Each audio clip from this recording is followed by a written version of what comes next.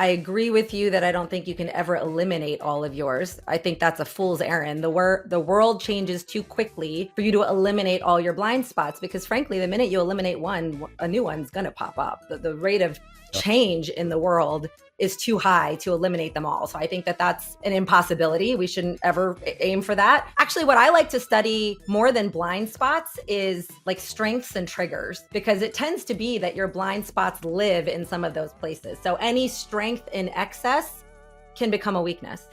Welcome to Limitless Minds, the podcast where curiosity meets greatness.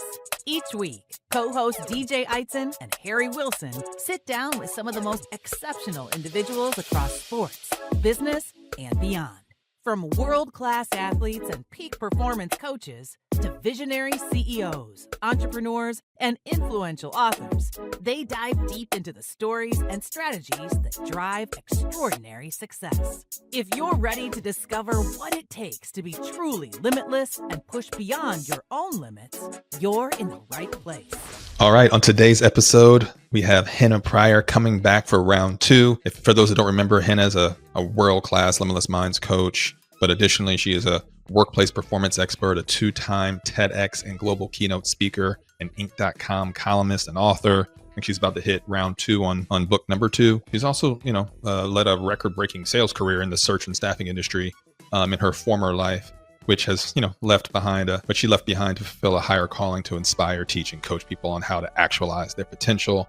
We're excited about having Henna back again. This time we're going to talk specifically about the big, broad concept of self-awareness, what it is, what it isn't, kind of other tentacles to self-awareness and how to get there. So we're excited for this one, and check it out. All right, welcome back to the Limitless Minds podcast. We have a return visitor, one of our OG coaches, Limitless Minds, room tilting coaches, Henna Pryor. This is round 2 on the Limitless Minds podcast. Henna, what's up? What's up? Hi, gents. Missed you guys. No doubt. Yeah. It's always good to huddle, and whatnot, and spend some time, and we're just really excited to DJ and I were talking about, like, what do we want to kind of bring to the surface today? You know what I mean? And there's all these buzzwords that are out here on these streets. You know what I mean? There's so many of them, especially when we talk about kind of people development and culture and team stuff and all these different things. I think that one area that I was talking about with kind of one of the leaders that we work with was about this concept, self-awareness, that everybody knows, everybody uses, probably overuses, maybe underuses. I don't know. Right. Yeah, we use it a lot. And I think that people probably have perceptions of just simply what that means, how they see it every day. Right. And, but I wanted to explore, like, really what I wanted to explore, self-awareness, but really how people understand themselves, their patterns, their impact. Right. And just kind of really dive into this concept of self-awareness, because I don't think I think we would agree on this podcast that, like, it's not really a soft skill, right? I think people perceive it as a soft skill, but it's a performance skill. Yeah. It's about knowing, the version of yourself that shows up under pressure, not just the version that you hope shows up, right? And from your experience, some of the writing you've been doing, by the way, your writing has been fantastic. I've been reading your stuff. I mean, from your experience, coaching leaders, yeah, exactly. Flames. Coaching leaders, coaching salespeople, and everywhere beyond. Why do you think so many people struggle to see who they are in those high pressure moments? Yes, I love this. I love this conversation. I love this topic. So let's level set just in case people aren't familiar with the data. So my friend Tasha Urich actually has done this research, and 95% of people believe they are self-aware. The actual number is 10 to 15%. So I say this not to call anybody out, but look, there's 3 of us in this room. Let's just do math. Not to call everybody out, right? Let's just all do math. It is very unlikely that we are as self-aware as we think we are. That is the case for most of us. Now, why is that? So my personal thesis on this idea of self-awareness is that it has less to do with insight and more to do with interference. There are things that get in the way of us being as self-aware as we want to be. Those things tend to be, old mental models. They tend to be bias. They tend to be ego, tend to be fear. The one I talk about a lot is what I call mindset monkey wrenches, these cognitive distortions. You might want to be self-aware, but you've still got this reptilian brain that does these things. And so until you bring awareness, not self-awareness, but awareness to all these different distortions, all these blocks, it's actually very, very difficult to clear that interference and become very clear on what you are or who you are. That's strong. I love that. And as you travel the world, obviously, and speak. What are you seeing the biggest blockers for people in this area of self-awareness? I think one of the big blockers is that we think, because of the term self-awareness, we think it's something that's created in isolation. The more that we read, the more that we learn. Look, at Limitless Minds, we do God's work over here with speaking and training and teaching people. And that information is only useful to a point. It's not just isolation, it's also interaction. How do other people experience this version of you? One of the things that I've actually, not to put a little spoiler teaser, this may be the thesis for book 2, but that I'm exploring a lot lately is the idea of congruence. So when we talk about what makes somebody successful professionally and especially influential or a high performer, I think we're dealing with a big crisis in congruence. Congruence could be you say that you are a leader who is calm. I stay neutral. And then your email is urgency coded, right? Yeah. That's not calm. You say you're calm. I'm calm. Yeah, you say you're a salesperson who, values XYZ, but your behavior shows up as something different, right? So when we experience that incongruence, you can read all the books. You can tell us you're self-aware all day. We don't believe you to be, because there's something that feels misaligned and mismatched. And I think a lot of people don't recognize how deeply this incongruence shows up, how energetically we can feel it when we see it. Yeah. I love that. I mean, like, congruence is not, because we talk about buzzwords. I don't think congruence, I love this idea of going deep in that. And I can't, if that's where you're headed, if that's where you're headed in this next book, it's where I'm headed. Because, It's fine. Yeah. Because it's not, it's not yet another buzzword. It's not yet another kind of cliche. This is because, I'm sitting here trying to think, I need to Google congruence, or you know what I mean, or like go to ChatGPT, or go to the dictionary and be like, what is that, right? And so I think exploring what that really means, and because as soon as you said that, I'm thinking about myself and like, man, maybe I'm one of those incongruent peeps.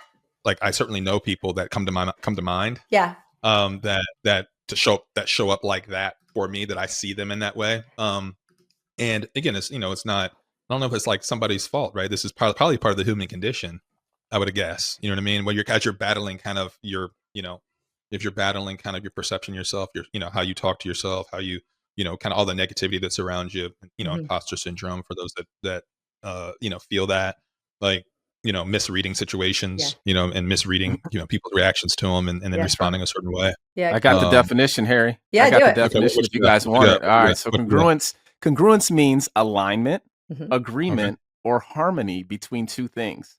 A simple definition: congruence is when your actions, values, words, and beliefs all match. They're all consistent with each other. And that's hey, listen, I think that's a must read, Henna, when you write it, for sure. Because it's something that I think a lot of people struggle with and grapple. We're deep in the research. So can I noodle on this with you too for a minute? Because I'd love to hear what you think. Yeah. So I think there's 2 versions of this that we need to look out for, I think, especially as it relates to self-awareness. So what started me down this path was what I'm going to call macro incongruence. So macro, let's talk about the old stuff. The old stuff is your verbal and your nonverbal don't match, right? You're like, I'm calm, and your body is freaking out. So we already know that there's like communication incongruence. We've talked about that for years. Where we're seeing it even more now for sellers, for leaders, for thought leaders, for entrepreneurs is, for example, the digital incongruence. So people are using ChatGPT to write the most prolific, pithy post, and then somebody asks them about that thing in real life, and they're like, they're writing, writing checks that their mouth can't cash. Yeah. They can't, right? So immediately trust is like in the toilet, Yeah. because it feels like this is a version and this is a version. There's an incongruence. But the more dangerous one that I am interested in exploring further and seeing what shakes out the research is what I think are what Harry started to talk about, these micro-mismatches, right? These little things that over time, when somebody says they value X, but they show up like Y, when they say, oh, we have an open door policy, but everything about their energy makes us feel like approach with caution. right? It's these micro-mismatches that people, when they don't have the awareness of how they're showing up, can actually erode that trust and that performance over time. I mean, is congruency typically, I mean, it feels like congruency is typically unintentional, but is there a line between like, being intentional? Yeah. You know what I mean? And like, and what that looks like. What's your take on that? So a lot of people, when they fall out of this congruence, is because they're doing some version of performing, right? They're trying to put on a version that they think meets the moment. And so in my book, I refer to, there's a chapter where we talk about catering. So catering to others' expectations. This is what we think this person wants in the moment. Now, to be clear, I think we've also weaponized the word authenticity. Like sometimes don't tell people how you feel. Don't tell people what you think. We don't need that right now. So I'm not saying that we, bring everything all the time, but where we lose things sometimes is when people are putting on, again, that slight air of, I think this is what people need, so I'm gonna fake an enthusiasm that I don't have, or I'm gonna pretend like I'm okay when it's not. Over time, like anything, over time is what we need to be considerate of and explore. That AI written post, I might love that post and be like, oh, it's pretty good. That person's pretty smart. My friend Tom Webster actually said it to me perfectly. He said, it's kind of like when you see somebody, a beautiful person who's had a facelift, and you're like, oh, that's a beautiful person. And then you see their hands. Okay. Like at first you're like, And then like a little bit of time goes by and you're like, like something's a little off. At first it's fine, but over time there ends up being this little, like, again, that's a metaphor, but like a bit of mistrust or a bit of something's not as it seems here. And again, this is in a trust crisis that we live in right now with our customers, with our colleagues. Skepticism is high, trust is low. We can't afford any of these little micro dings. We just have to be thoughtful about what we do. Yeah. It's funny, before today, this is like before me using the word congruency, DJ, you know what I call that? Like, call this kind of incongruency? What's that? Like fraudulence. Fraudulence, okay. When you get somebody's being fraudulent, you Yeah. know what I mean, out there, Yeah. you know what I mean? Or, phony, whatever. Like that's what incongruency feels like. You know what I mean? Incongruency feels like a nicer, more professional way to say, like, you're being a little fraudulent right now. You're being a faker. Yeah, I mean, a little bit of a poser. That's right. Yeah, poser. There you go. But it is funny because like we'll talk about Henna on some of the previous podcasts, like not so sexy words in leadership like discipline. I think consistency and congruency are two of those words that necessarily don't come up on podcast or via the post a lot. But from a team perspective, like what can we do as leaders? What can we do as individual contributors to be more congruent? So back to the sort of original idea of self-awareness. How do we build self-awareness? So, first things first, just to reiterate, self-awareness doesn't happen in a vacuum. You might get an insight from a speaker, a podcast, or a book, and that will help. It's not that it's not helpful. It will help. But the other side of that is, how do other people see you, experience you? What is the energy that they're getting? So ask other people, people that are in your network, people that are on your team, am I coming across as this? This is the way that I really want to come across. Find those people that you trust. And I think the other big thing is self-awareness isn't about learning all the things about yourself that are right. It's also so deeply about the willingness to be wrong about yourself. Like the willingness to question what you believe to be true about yourself, which is really hard. I'll make this personal. I pride myself on being someone who is empathetic. I believe myself to be at the deepest level. And if in fact it wasn't until somewhat recently, Colin and I delivered a session for one of our Limitless Minds clients on trust. And one of the topics that I taught, and as I was preparing the deck, I actually had one of those moments for myself. We used Francis Fry's work on trust wobbles. There's 3 different pillars where you can wobble. One of mine, I realized, despite the fact that I truly believe myself to be empathetic, is that I can have an empathy wobble. So an empathy wobble for me sounds like this. An empathy wobble is, I'm in a meeting and I got what I needed from that meeting. I said what I needed to say. I got what I needed. And then I stopped paying attention. right? I start checking my email, start thinking about something else, even though what other people had to say is probably important and valuable, even though I could be a better colleague, teammate, leader by being present to that conversation and helping them out. I sort of tap out. The other version of this that we see all the time with high achievers on the empathy wobble is when we have like a very strong sense of how we want something to go, but we're trying to empower a team member to do it. But the way we empower is we're still kind of like trying to get them to do it our way. And ultimately, at the end of the day, we know in our heads it's going to get done our way. Like, really, you go ahead and do your thing. But like at the end of the day, it's going to go my way, right? Those are empathy wobbles. Again, from a self-awareness point, I think I'm very empathetic.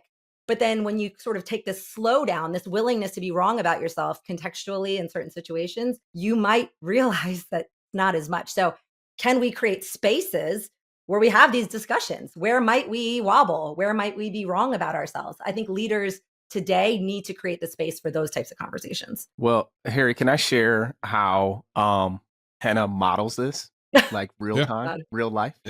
So when I went to Philly a month ago, Henna and I got a chance to connect with Henna, and she took me to this beautiful garden, like in Philly. What was it called again? Longwood Gardens. All my Philly people know about it. Longwood Gardens, and it was awesome. But what she did there was we had an opportunity to just kind of walk and talk and just like get to know each other and build trust and like create space for us to be able to open up about each other, things that we didn't know, things that we're struggling with, and we were both able to share. I didn't necessarily expect that, when we went to the garden on a walk, or even when I was going to Philly, because it was kind of a last second thing when we were able to connect. But what it did was, by her being open to not only meeting but just discussing, was just created a level of trust that I admire, respect, and I really appreciate, Henna, that we were able to do that. So anyways, so she's not just speaking it, audience. She lives this stuff.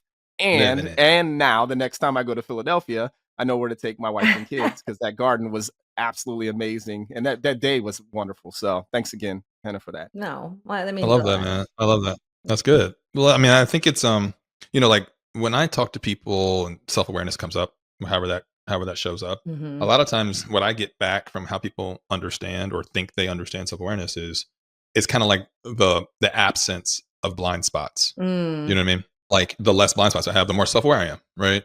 And this kind of simple equation. I'm not really sold that that's really that simple, because I mean, I think, cars have blind spots. They always have blind spots. Now technology's gotten different, and I have the little thing that blinks on my right. So, if I don't see it, like hopefully that sees it. But like, there's always going to be some level of, an ability to have vision to my right or my left in general, right? Yeah. Periphery is limited.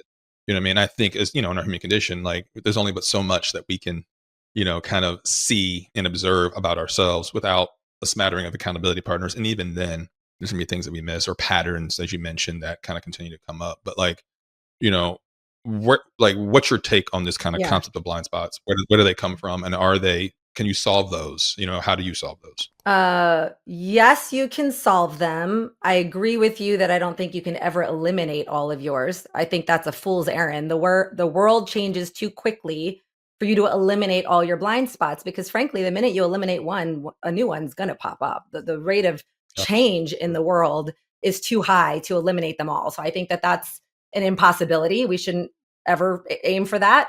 I think just improving your awareness on what they are and where you're prone to getting them. Actually, what I like to study more than blind spots is like strengths and triggers, because it tends to be that your blind spots live in some of those places. So any strength in excess can become a weakness. I'm very driven and motivated. I'm very ambitious. Strength, until it's not, until I'm not present with my family. I'm very empathetic, which is a strength, until I've given everything to everyone and left nothing for myself, and I find myself resentful, right? I think this is where some of the healthier exploration lives. Usually in those other explorations, we find ourselves surfacing those blind spots. I don't know that it's possible to eliminate them. And I think trying to aim for that, I think that's almost like trying to aim for some level of like Zen level one universe. That's great. That's great advice. Yeah. Well, I think that it's, you mentioned like, hey, strength, being being empathetic is sometimes a weakness when it in certain areas. For me, it's like, I'm a very impatient person, you know, which has served me in some areas of my life. You know what I mean? Like in taking shots and taking risks and like trying to move fast on things. Certainly when sometimes you move fast, you move too fast, too quick, and then there's mistakes you're having to clean up and so on and so forth. But what I mean by it having, that superpower in some areas of my life is kind of kryptonite in other areas of my life. Sure. Patience, of course, is not great when it comes to relationships.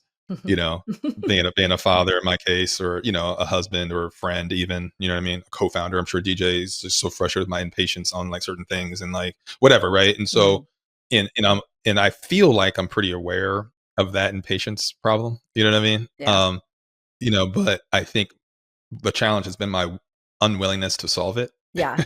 You know what I mean? I guess Yeah. my other weakness is being stubborn. My unwillingness to solve it, or at least unwillingness to kind of find ways to and I want to get better at this, but like you can almost kind of settle with like this is who I am, Yeah. Yeah. which is not, I think, as I don't think is ideal, but but I think one thing I've discovered as I've as DJ and I and you have worked with like some really high performing people, right? Whether it be in business and sports, entertainment, etc. You're just having access to just like some of the world's best at whatever they do. I feel like I've seen a common kind of thread where a lot of the self-awareness issues or blind spot issues oftentimes reside with people that are extremely smart, Oh yeah. extremely high achieving, some of the best at what they do in the world. And some of that's maybe because everything's been kind of centered around them for so long. They have a lot of yes people around them. People that don't necessarily, they don't look at film figuratively. They're not looking at the tape to kind of see how they respond in a certain area. Do you see that as well? It's like, is Yes. it the higher performer you are, the higher, the less self-aware you are? Is that, I mean, what I is? love, yes. So I love that you said this. I'm like laughing because I was just talking with somebody about this the other day. So I said earlier, self-awareness isn't how well you know yourself. It's how willing you are to be wrong about yourself, right? I think that's how you build it. Yeah. High achievers tend to suffer the most because they're often rewarded for being right. They are rewarded for being right. So the more successful you become, the more outdated your self-concept becomes. Yeah. That's just the cycle, the cycle of high achieving. And so it takes, okay, I'm like debating if I want to say this because I don't like the way it's going to make me sound. I have a lot of cheerleaders. I'm blessed in my life where a lot of people are like, Henna, you're doing this, you're doing that, you're crushing it, you're this, you're that. For that reason, I cherish the people in my life who can say to me, listen, you're doing great. And did you know you showed up like this? The more successful you become, the harder it can be for people to tell you of these things that are maybe not serving you or about these blind spots, because from a metric standpoint, from an optic standpoint, from an external performance standpoint, you don't have anything to change.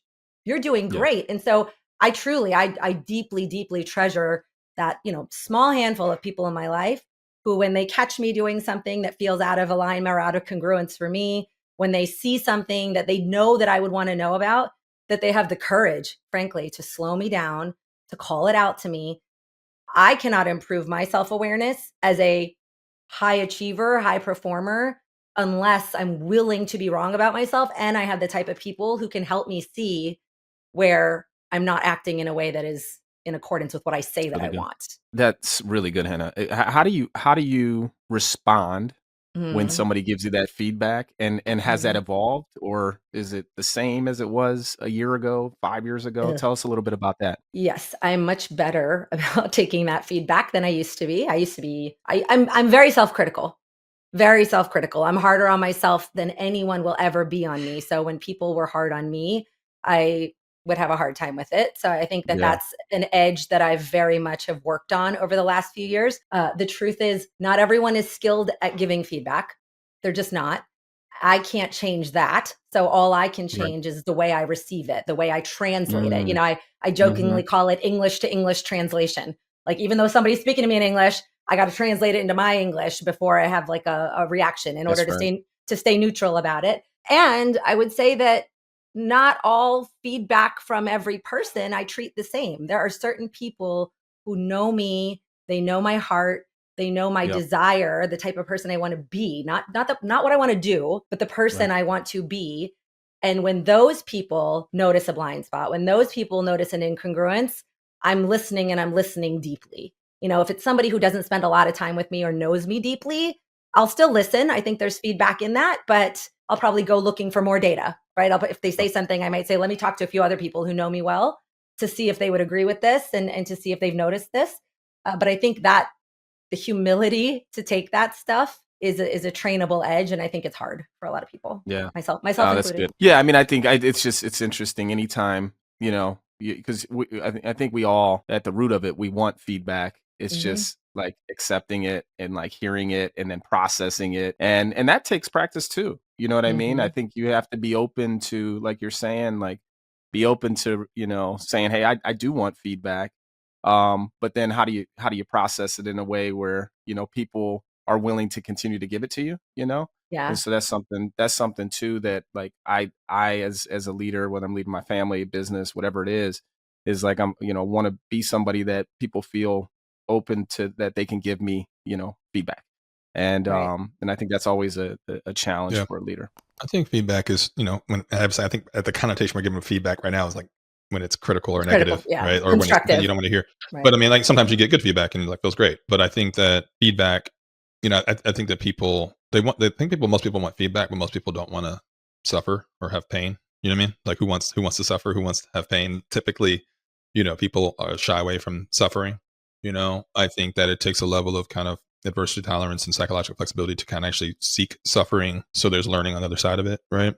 And it's really hard to do, to kind of go run towards the storm being pain, and be like, okay, I'm going to run through this thing because on the other side it's right, it's better. But I think that's something that most of us struggle with, is just like, okay, if I sense this feedback is not great, I know I'm going to suffer through this 5 minutes conversation, or this 20-minute conversation, or this next week or 2 weeks or whatever it is. Yeah. And so, I mean, I think that's why typically feedback, especially if it's constructive or critical, comes, it seems like it comes better from people that you know and love, because they know and love you, versus a stranger, or on social media, you get some feedback or whatever, right? And so I think that discomfort, that exists, is something that people struggle with, and I think the other piece they struggle with is we all have an ego, some level of ego. Like the ego does not discriminate. We all have an ego. We all have kind of this like internal compass on like who we think we are, who we think we're about, how we think we approach things. I love that concept about like how are you showing up to other people, right? Yeah. But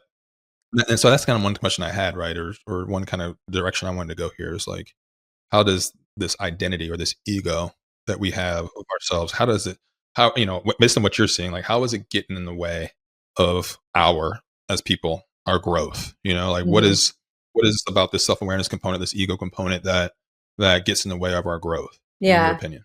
I have two thoughts on this. The first is back to this idea of incongruency. Feedback is really hard to receive if it feels like it's at odds with what we have sort of declared as our identity.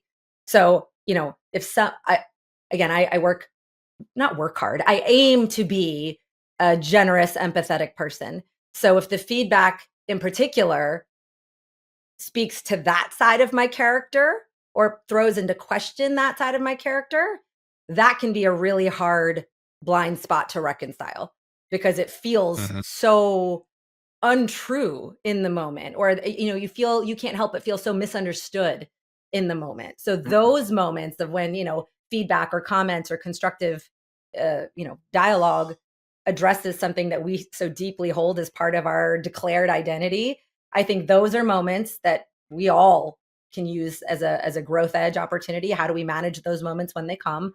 Because they will come.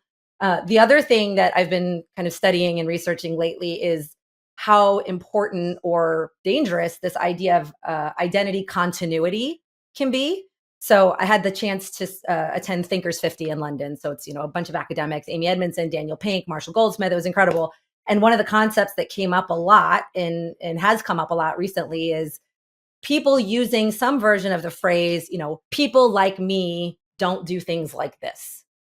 Or people like me always do things like this, right? This idea of tying identity to behavior, I think it can be healthy and it can be unhealthy. So obviously, in our Limitless Minds work, we know that habit and behavior is tied to identity. If you want to create behaviors, you need to start with, who are you trying to be? Yes.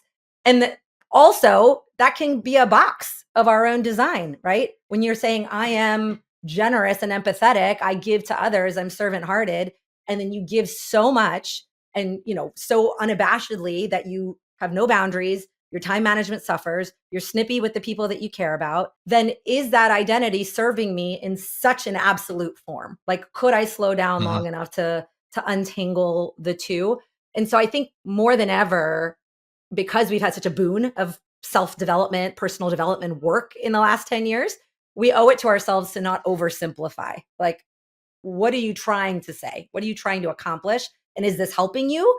Or is it also getting you in trouble? Probably both for many people. Yeah. No, this is when you talk about ego and you bring that up, Harry, and you talk and then Henna, when you're saying in terms of just like teams and how you're navigating through things, I think ego comes up a lot. Like if I'm feeling attacked, my ego tells me to, blame. It tells me to create, counter narratives. It's exhausting actually. And it's like I think about what you said about being congruent and consistent. If you just model who you are instead of worrying about telling the story about who you are, it really takes a lot of the unneeded and wasted energy away. And so as you're talking, as Harry mentions ego and you talk through ego, and I think about what you're talking about before, it's like I'm challenging myself is like, how do I show up consistently of who I really am? And then let the story be told after that. Yeah. And the times where I've been able to do that in my career, if I have felt attacked or even been attacked, the less I spend on narrative and the more I spend on just being my true authentic self is like, that has helped me. But it's hard to do consistently. You know what I mean? You get off the rails. I was gonna say, I think you were talking about like definitions earlier when we were talking about congruence. Yeah. Ego by definition, I literally Googled it because I wanted to say it. Okay. A person's sense of self-esteem or self-importance. Okay, so let's talk about the or. I think often when we think about ego, we think about the self-importance part. We're like, oh, these people think that they think they're better, or they think that they're important. Okay, the other definition is a person's sense of self-esteem. So that's the part we're exploring now, which is I believe myself to be this kind of person. Like it has more to do with self-concept. I believe myself to be generous. I believe myself to be empathetic.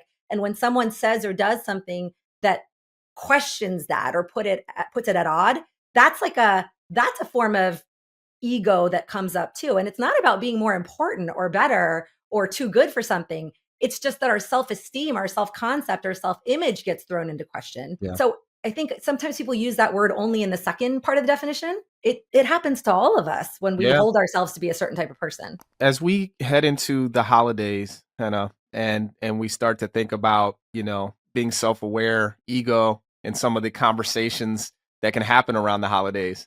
Like how do we make sure that we respond, if we in disagreement with somebody, or if we don't see things the same way politically, or whatever's on the news or whatever is going on, because this country, families are divided. How do we put our ego aside? How do we become more self-aware, more consistent and congruent?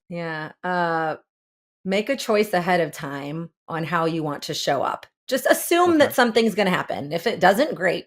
You over-prepared unnecessarily. Oh, well, still going to serve you well in life. Assume something is going to go sideways and make a choice now. We're filming this in November. Make a choice now on how you want to show up for that conversation. I am someone who, by default, I think in my blood, I can keep telling myself this story and call it like an identity box, but I honestly just believe it to be true at this point. I am a reactive, sort of spicy type by nature. I think it's just genetically, I'm someone who has something I want to say about everything. It is a daily choice to decide I am not going to be reactive. I am not going to have an immediate knee jerk. I have to breathe. I have to slow down. I have to say, Henna, you're not here to be right. You're not here to win. You're here to protect your peace. So like have a plan ahead of time. If somebody comes at you with something that you don't agree with, if you're not going to engage, have a plan of what not engaging looks like. Could be appreciate this conversation, but let's decide not to go there today. It could be that you get up and you physically remove yourself. It could be, I love you, but I don't think this conversation is going to serve us.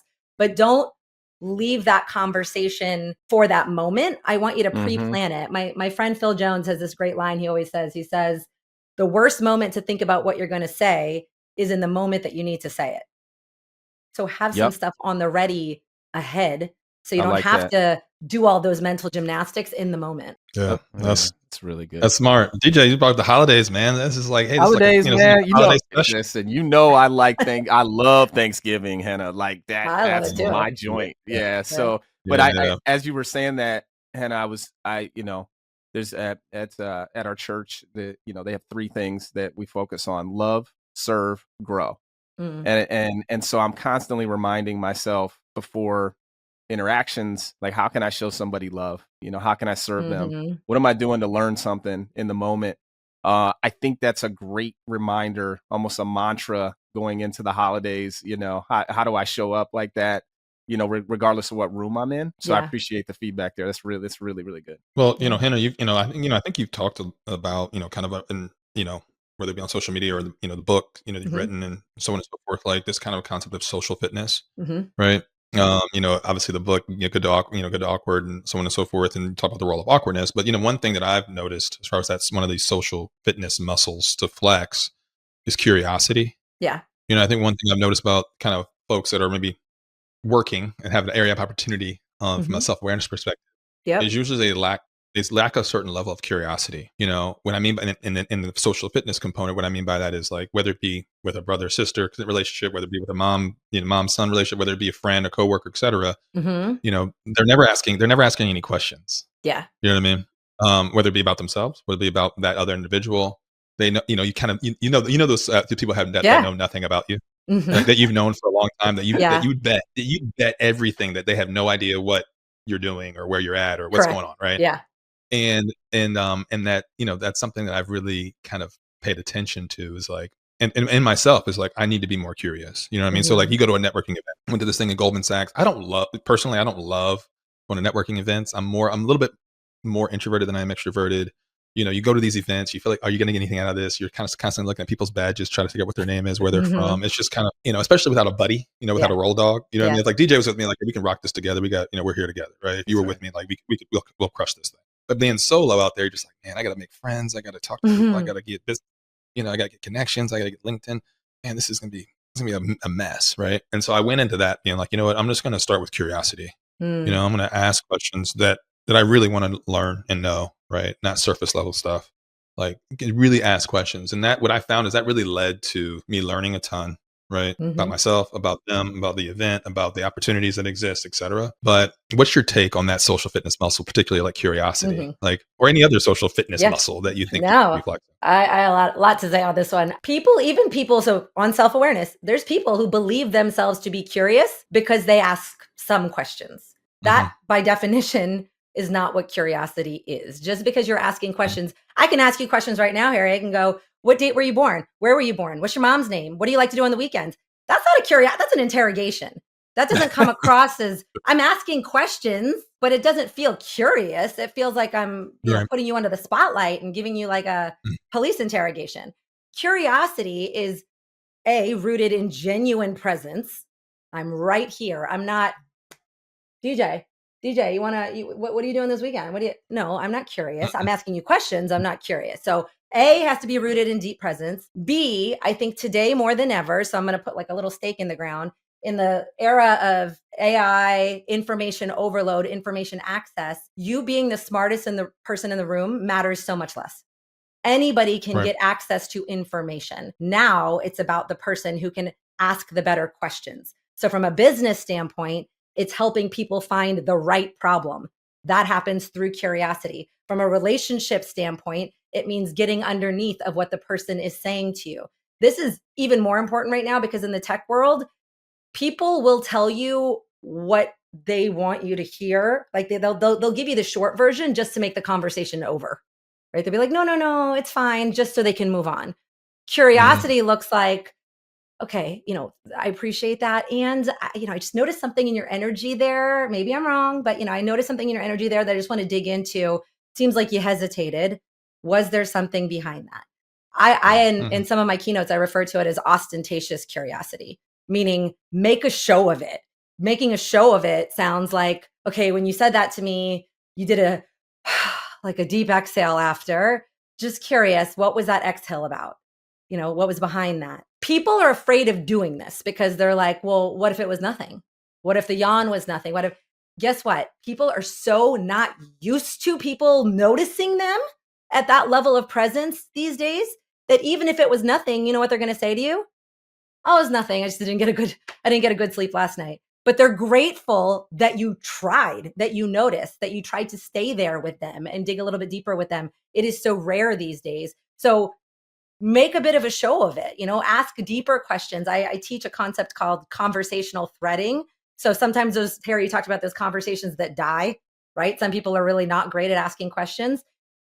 Help people by creating conversational threads. So if I say, okay, DJ, how was your weekend? And DJ says, it was good. How was yours?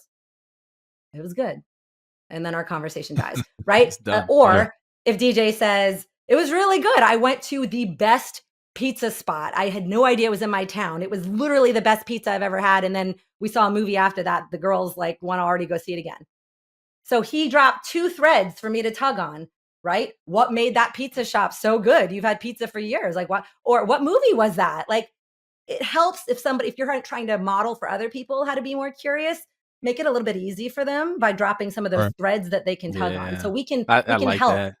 That's really good. I like even the word thread, right? Because I'm sitting here thinking about like the different threads, right? That's right. And that the human centric approach is and I see it all the time here, you know, with Limitless Minds when we show up to an event. It's like people are so thirsty for human interaction, engagement, asking great questions, being intentional about the questions you're asking I think it hits and resonates better now than ever. Yeah. You know, because you're right. If I want an answer to anything, you can get it quick. You know, exactly. You type in, you figure it out, whether it's through Google or chat. But to have somebody really show up, not be on their phone, looking down, making good eye contact, asking questions, meaningful, really trying to get to know more about you, that stands out. It really does. So it's good advice. And you know what makes it hard is that sometimes when you get really curious, the increase is that there's a possibility that you get information that you don't want, you know, especially again, if we're going to tie it back to self-awareness, if I get real curious, if I say, DJ, you know, I feel like I was showing up a certain way last year. And while I know my intention wasn't that, I'm deeply curious. How did you experience me in that room, in that conversation? That is a deeply curious question. And it is also a very hard question to ask that while I want that feedback, so back to the feedback conversation, I'm genuinely curious and I want it. And I'll be honest, even just role playing that just now, I got a little, you're like, what's she gonna ask? It's funny you should ask, Henna, because we already talked about that at Longwood Gardens. No, so I think the truth is, you know, when we say curiosity, often we cloak it in this, like, it's this beautiful, connective, you know, flowery thing. It can be, absolutely, it can be. And you don't get to have it one way. Curiosity also means asking questions that invite the possibility that you're going to get an answer that will be difficult to hear. But if you want to be someone who is curious, genuinely curious, you don't get to choose one side of the coin. You got to do both. Isn't it funny, Harry? Like, you know, we grew up and when you said curiosity, the first phrase I remember hearing was "curiosity kills the cat." You guys ever? Is right? Yeah. Is that like? But what's funny? It's so negative, right? Like it's like, I mean, you know, if you're and we talk about how words matter, and if we condition ourselves to, like, you know, through little phrases like that, through these, you know, micro type of situations like you're saying, to like not be curious and to unlock that as a leader, you know, even like I'm thinking as you guys are talking about, like, what questions am I asking my kids, and am I being curious enough and thoughtful enough in my questions, or are they just kind of just check the box question? How was your day? You know, I'm going to stretch myself to do a better job at that with my interactions, for sure. Can I I haven't heard curiosity kills the cat in a long time. That's what I'm saying. But you heard it as a kid. You heard it as a kid though, like, right? Like, but and that, I mean, like, that has to, everybody's heard it, right? That had to resonate, or maybe even change us in a way to, like, where it's like, as adults, we know that, hey, the people that are asking questions, if I'm in an interview situation and somebody's asking questions about territory and the business and competition, I'm like, oh, they're plugged in. They're locked in. Like they really want this job or they really want to learn more. And that is totally not the way necessarily some of the phrases we heard growing up. Like, that's exact opposite. Can I give you one modern sort of application of this? I recently spoke with a group, and one of the questions that came up in Q&A, they said, I don't want to make it generational, but there's definitely a heavier generational swing. They said, what do we do when our employees will go to ChatGPT and ask a question instead of asking me? Like, I'm the leader. Instead of asking the more experienced people on the team, or instead of asking the leader, they're going to ask ChatGPT. So we had a conversation because they think they're being curious by putting it into the AI, but it's not person-to-person curiosity. And so, first thing we had to discuss is, why are they doing this? The reason they're doing this is because it's easier. There's no rejection from an AI, right? You don't have to risk vulnerability, awkwardness, rejection. It's safer to them in their brains. Second reason is it's easy and it's there. And the third reason is they fear looking incompetent or inept by asking a question to their leader that they potentially should already know, right? So it's safer to go into the AI. We cannot change all of that. They're going to do this. We can't fight it. So what can we do instead? What does a modern leader do instead? When the leader says, I want you to come to me, not AI, that's not enough. So this leader and I talked, and she actually told me what she did, and I loved it. I was like, I'm going to teach this to everybody. So now she creates a situation. I think her name was Debbie. Now she encourages her team when they have a question about something. First of all, validate, right? If you want to go into ChatGPT, Gemini, Copilot, Claude, whatever, obviously feel free. But then after you do that, it's really important to me that you understand that there's a depth of expertise on this team. That AI is going to give you patterns, but it doesn't understand nuance. It doesn't understand specifics. So what I would love is after you do your initial research, please call me after and just frame it as, hey, I did some research on my own, but I wanted to know, what would Debbie do in this situation? So that became her team's shorthand. What would Debbie do? I just wanted to know, what would Debbie do? So it's not like, what should I do? I don't know the answer. It's like, I'm looking for a second, set of information. And it's just like, what would the leader do? What would Debbie do? She said that phrase created this enormous psychological safety. It helps take away that sting of like this person feeling like they don't know. It's just, I'm looking for your expertise. I'm looking for your wisdom. And I was like, that's so good. That's so good. Because in the modern day, that's why we have her on the show. That's why we have her on the show, Harry. Yeah. This is exactly why. I love it. No, I love it. What would DJ do? That's what I'm going to ask. Right. Yeah, but so listen, as we close, I have two questions for you. Yeah. The first for the audience.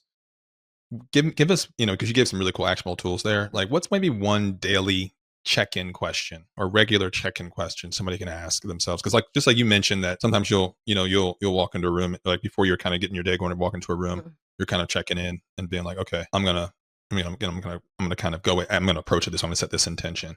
Like, what's one thing that somebody can do daily to kind of check in and kind of reset regularly from a self-awareness perspective? Yeah, I'll just share one of my personal favorite practices. At night before I go to bed, I've been trying to like either journal or just kind of reflect on one version of this question, because it's what I've struggled with in the past, is, where was a moment today that I tried to cling too hard to an identity that I want to have? It can be a good thing until it's not. So again, clinging too hard to an identity and just giving myself the space to think about that has actually really bubbled up some incredible insights for me. So I would say that's the one check-in. I think a lot of people don't do that, and it's a really helpful exercise. I love it. I love it. Is one thing, this is not like a crazy negative scenario that I have, but I'm one of those guys that says yes to too much stuff. You know what I mean? Me too. Entrepreneur, you're founder, you're trying to like kind of, you see everything's an opportunity, everything's optimistic. Maybe this will work, maybe this won't. Yeah. You take all these meetings, and then you see a week from now, you see this meeting, you're like, oh no. A, what is this? And B, damn it, I don't have time for this. Yeah. So you push it back, and then you push it back again. Then you need to, at some point you have to have this call, right? And so I ended up putting an alarm in my phone. For some reason I put it in at 12:30 on Fridays. I don't know why 12:30. Must have been on accident. But at 12:30 on Fridays, I get this alarm that pops up that says, "What have you said no to this week?" I love it. And then you say no the rest of the day, and you go on the golf course. That's what you do. Like, wait, I didn't know enough. Now I got to start. Yeah.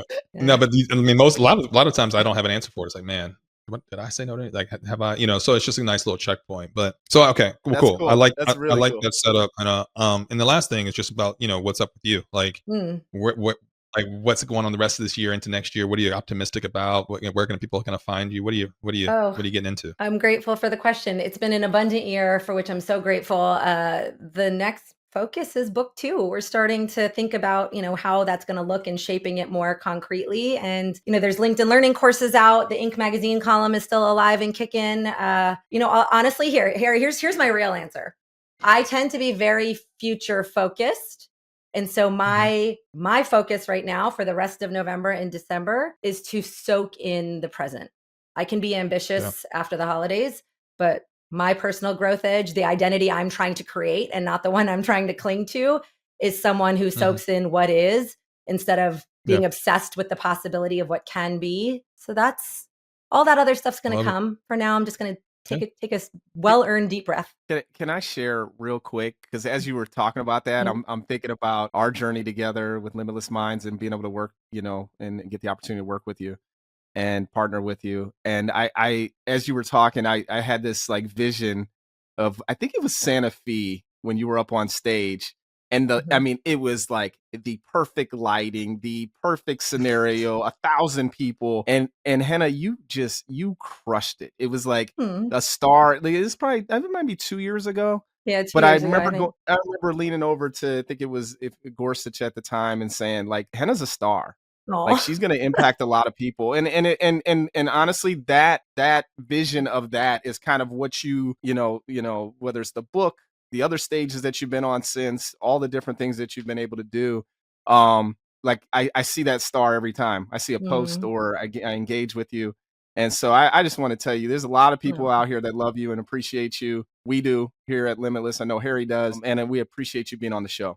Well, thank you so much. And thank you for teaching me what it looks like to be ambitious and also be present and neutral at the same time. I don't think I could have navigated these last few years without what Limitless Minds has taught me and all of you have taught me. So thank you for that. All good. Love it, man. It's all love. It's all love. Well, we'll see you really soon, Henna. Thanks for being on again. Well, I'm sure we're going to be trying to drag you back on this bad boy. Always, anytime. There you go. Yeah. And, but for the audience, we'll see you next time. And remember, you don't have to be sick to get better.